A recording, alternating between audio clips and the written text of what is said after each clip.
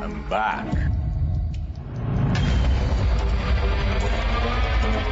Just in time para tagpasin ng mga ulo ng mga ahas sa ating kapatiran. Wala naman siguro magtatangka mag-traitor sa'yo dito sa grupo natin.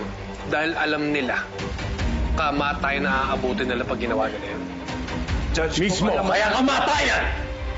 Ang ginagawad ko sa'yo, Miguel. Hindi ko magagawang traitor rin ang ating kapatiran lang. May ebidensya kaming magpapatunay na ikaw ang nagplanong papatayin sina Atty. Abra at si Manong. Who the hell is this girl? She's my daughter, Elizabeth!